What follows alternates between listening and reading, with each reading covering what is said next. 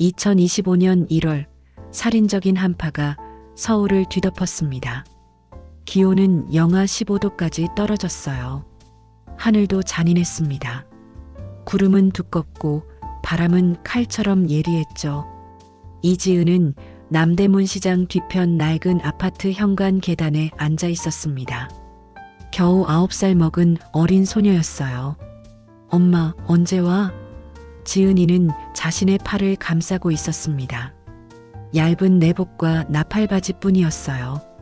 엄마가 입으라고 해준 옷들이었습니다. 하지만 겨울 옷은 없었죠. 엄마가 떠난 지 사흘이 되었습니다. 엄마가 돈을 벌어오고 올 거야. 착하게만 있어. 지은이. 엄마는 새로운 남자친구를 데리고 왔었어요. 그 남자는 엄마를 잡고 안았습니다. 지은이는 거실에서 혼자 카드를 쌓으며 엄마를 기다렸죠. 그리고 어느 순간 엄마가 가방을 들고 나갔습니다. 엄마. 지은이가 따라가려 했지만 엄마는 현관문을 닫았어요. 그리고는 돌아오지 않았습니다. 처음엔 몇 시간만 기다리면 돌아올 줄 알았습니다. 하지만 밤이 왔어요. 그 다음 날도 왔고 그 다음 날도 왔습니다. 아파트에는 아무도 없었습니다. 음식도 없었어요. 지은이는 냉장고를 열었다 닫았다를 반복했습니다. 남은 건 고추장과 된장뿐이었죠. 사흘째 되던 날 건물주가 나타났습니다. 어린 것, 여긴 뭐하냐? 지은이는 대답하지 못했습니다. 너무 무서웠거든요. 엄마 어디 갔어? 건물주의 목소리는 높았습니다. 몰라요. 지은이는 울먹였습니다. 사흘 동안 처음으로 울었어요. 고아원에 보내야겠네. 건물주는 경찰에 신고했습니다. 경찰차가 왔어요. 경찰관들은 지은이를 자동차에 태우려 했습니다. 하지만 지은이는 아이였어요. 아이의 본능은 알았습니다. 낯선 곳은 위험하다는 걸요. 차에 타려던 지은이가 갑자기 뛰어내렸습니다.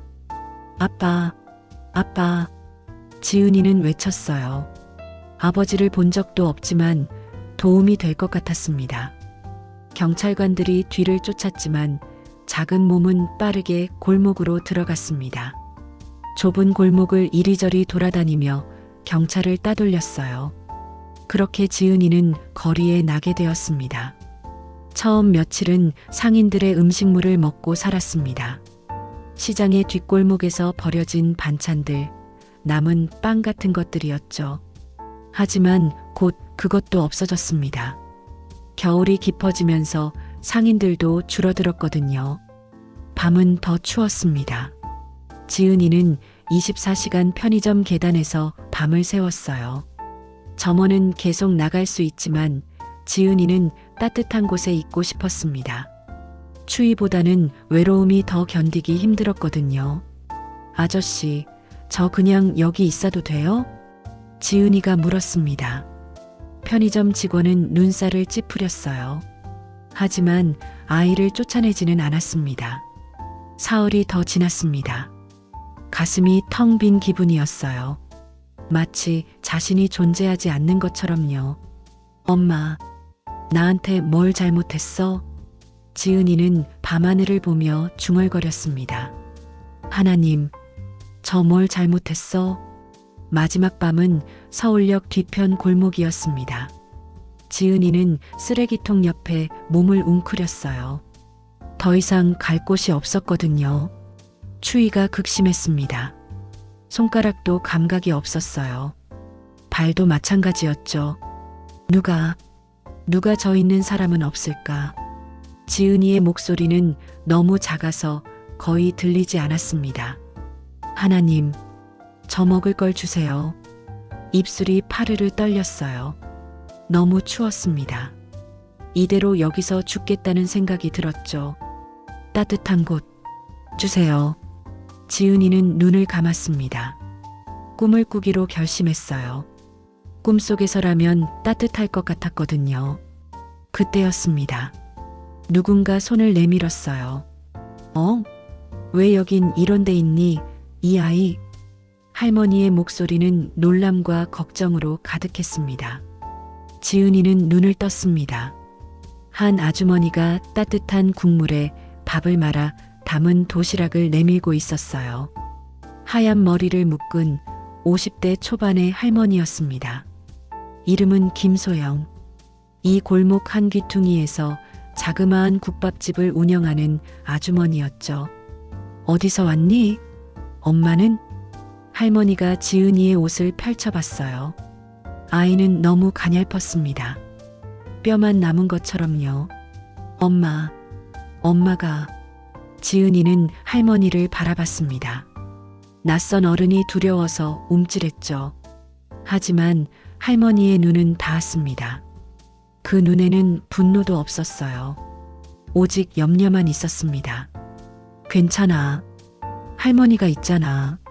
할머니는 지은이를 조심스럽게 안았습니다. 작은 아이가 할머니의 목에 안겼어요. 밥 먹자. 국 씻고 있어.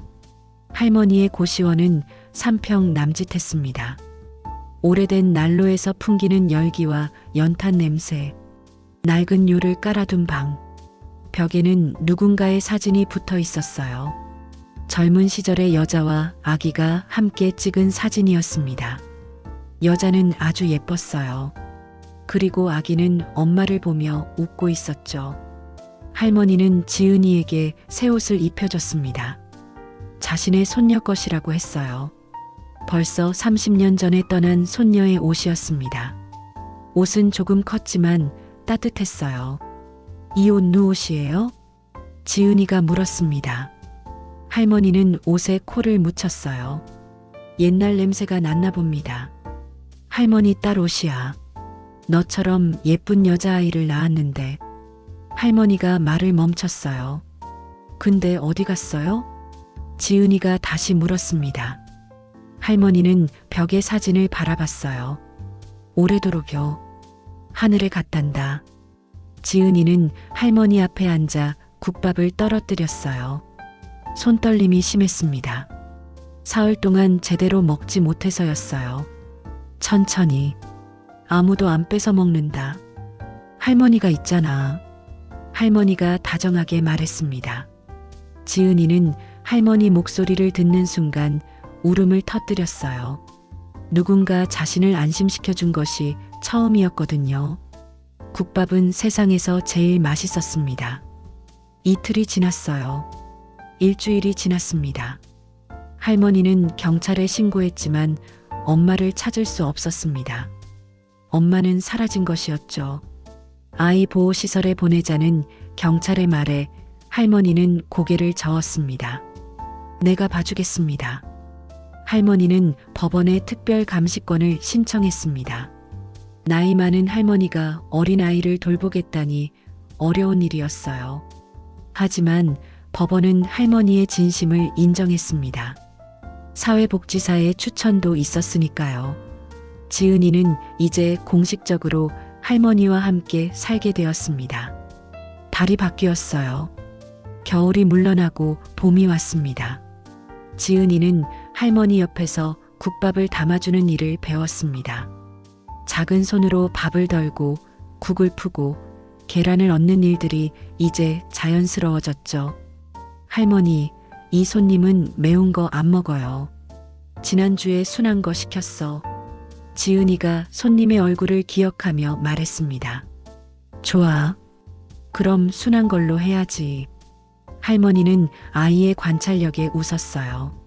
지은이는 학교에도 들어갔습니다. 늦게 시작했지만 아이는 빠르게 따라잡았어요. 할머니의 따뜻한 밥이 있다는 것이 아이를 강하게 만들었습니다.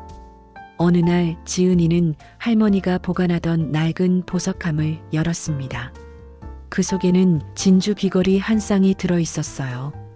아름다웠지만 오래되어 있었습니다. 할머니, 이게 뭐예요? 지은이가 물었습니다. 할머니의 손이 떨렸어요. 국자를 놓쳤을 정도였습니다.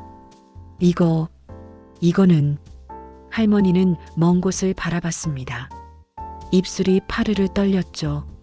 엄마가 예쁜 딸을 낳았을 때 아빠가 사준 거야. 딸 귀에 달아주려고 했는데. 할머니한테 딸이 있었어요? 지은이가 순진하게 물었어요. 할머니는 고개를 끄덕였습니다. 눈물이 그렁그렁했죠. 응, 이미영이라고 했어. 아주 예쁜 딸이었어. 할머니는 벽에 사진을 가리켰어요. 저 사진 속 여자가 할머니 딸이야. 지은이는 사진을 자세히 봤습니다. 예쁜 언니가 웃고 있었어요. 자신과 비슷한 눈매를 가진 언니였습니다. 그럼 그 언니는 지금 어디 있어요? 지은이가 살금살금 물었습니다. 할머니의 슬픈 표정을 봤거든요. 할머니는 몸을 웅크렸습니다. 아빠가 딸을 데려가 버렸어. 오래전에. 아빠가? 왜요? 그게 할머니도 모르겠단다. 할머니는 지은이를 끌어안았어요. 그리고는 한참을 울었습니다. 지은이는 할머니의 등을 토닥토닥 두드렸습니다. 할머니 울지 마세요. 이제 저 있잖아요. 저가 할머니 딸처럼 있어줄게요. 그 말에 할머니는 더 크게 울었습니다. 반년이 지났을 때였습니다. 할머니의 옛 친구가 갑자기 찾아왔어요. 이름은 박미순. 80을 넘은 노인이었습니다. 손에는 오래된 수첩과 편지 봉투가 들려 있었죠. 소영아, 난 죽기 전에 진실을 말해야겠다.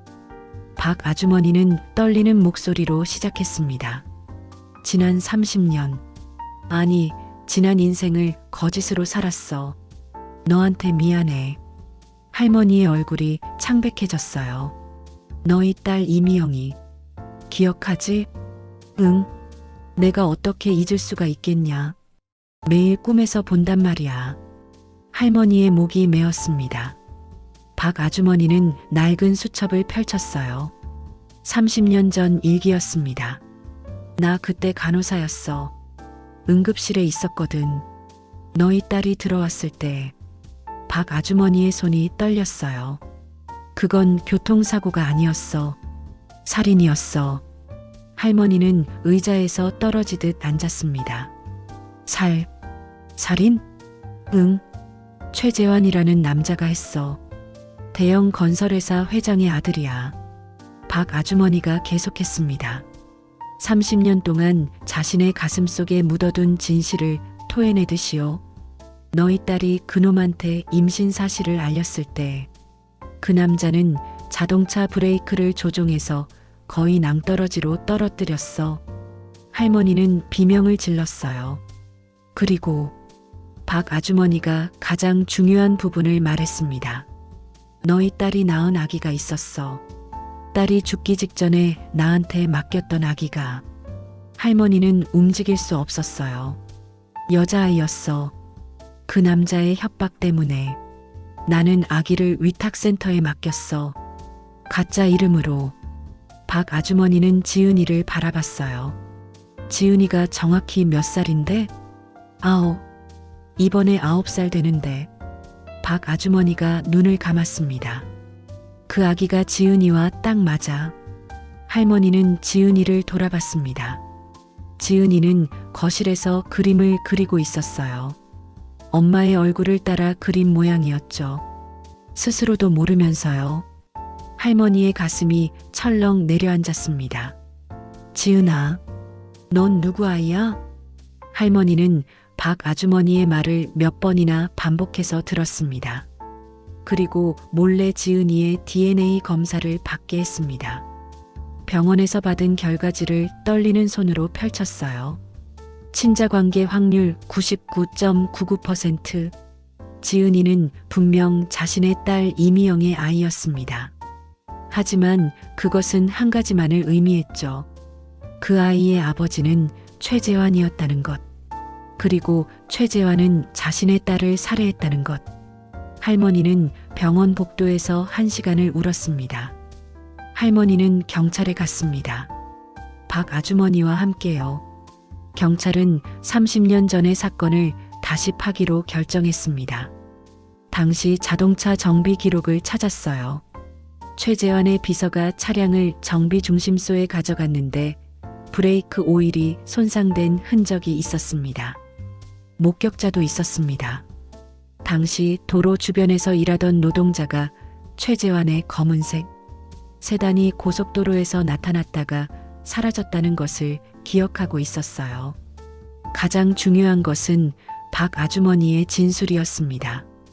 그 남자가 나한테 협박해 왔어. 다른 사람들도 죽이겠다고. 그래서 아기를 센터에 맡길 수밖에 없었어. 박 아주머니는 경찰의 신문에 모든 것을 털어놨어요. 최재환은 결국 체포되었습니다. 법원은 최재환에게 무기징역을 선고했습니다. 피고인은 아내를 차량 조종으로 살해하고 태어난 지 사흘 된 미성년 자녀를 유기했습니다. 또한 증거인멸을 위해 증인에게 협박을 가했습니다. 판사의 목소리는 냉정했어요. 피고인의 범행은 극도로 악질적이며 죄책감이 없습니다. 국법은 피고인에게 최고의 형벌을 선고합니다. 법정은 수십 명의 기자들로 가득했어요. 30년 전의 사건이 다시 나타났으니까요. 대형 건설회사 회장 아들 30년 만에 살인죄로 체포. 신문에 크게 났습니다. 할머니는 법정에서 울지 않았어요. 대신 차분했습니다. 마치 오래도록 기다린 정의가 드디어 내려진 것을 받아들이는 것처럼요. 법원은 최재환의 회사가 할머니에게 배상금을 내도록 판결했습니다. 1억 원이었어요. 할머니는 그 돈으로 고시원을 떠날 수 있었습니다. 하지만 할머니는 고시원을 떠나지 않기로 했습니다. 이곳이 우리 첫 집이잖아. 여기서 자라야지. 대신 할머니는 국밥집을 더 크게 확장했어요. 작은 건물을 월세로 얻어 제대로 된 식당을 만들었습니다. 우리 딸 이미영이 제일 좋아하던 음식이 국밥이었어. 지은아는 그걸 모를 테지만 엄마의 정신으로 이 국밥을 만들 거야. 할머니는 국밥에 정성을 쏟았습니다. 매일 새벽 4시에 일어나 육수를 끓였어요. 내장도 정성스럽게 요리했습니다. 손님들은 할머니의 국밥이 맛있다고 했어요. 하지만 그것은 만만의 문제가 아니었습니다. 국밥에 담긴 어머니의 사랑이 맛있었던 거죠. 1년이 지났을 때 할머니와 지은이는 묘지에 갔습니다. 새로 세워진 비석에는 이미영의 이름이 새겨져 있었어요. 이미영, 1993년 2012년. 사랑하는 딸, 엄마가 영원히 그리워하는. 엄마, 여기 할머니 딸이 있는 거죠? 지은이가 물었습니다. 응, 엄마야. 너희 엄마야. 할머니가 대답했습니다. 지은이는 엄마 비석 앞에 하얀 국화를 놓았어요. 엄마, 저 이제 할머니랑 잘 살고 있어요. 지은이가 비석에 말을 걸었습니다. 할머니가 날 많이 사랑해줘요. 그리고 할머니도 엄마를 많이 그려해요. 2년 뒤 할머니의 국밥집은 이 동네에서 제일 유명한 집이 되었습니다. 입소문을 탔거든요. 죽은 딸을 생각하며 만드는 국밥 맛이 남다르다고요. 지은이는 이제 초등학교 6학년이 되었어요. 할머니, 다녀왔어요. 지은이가 학교에서 돌아왔습니다. 어서 와. 밥 준비했다. 할머니가 밥을 담았어요. 두 사람은 식탁 앞에 앉았습니다. 할머니, 요즘 꿈이 있어요. 지은이가 말했습니다. 뭔데? 커서 할머니 같은 엄마가 되고 싶어요. 혼자인 아이들을 도와주는. 할머니의 눈빛이 흔들렸어요. 그래, 그건 정말 좋은 꿈이야. 할머니가 나한테 그렇게 해줬잖아요. 지은이가 할머니의 손을 잡았습니다. 할머니는 지은이를 와락 안았습니다. 우리 지은아, 엄마가 봐주고 있을 거야. 천국에서. 창밖에는 봄날이 밝았습니다.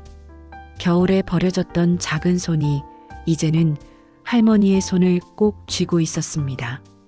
먼 하늘 어딘가에서 30년 전 세상을 떠난 한 젊은 여인이 자신의 엄마와 딸이 만난 것을 보며 행복해하고 있을 것입니다.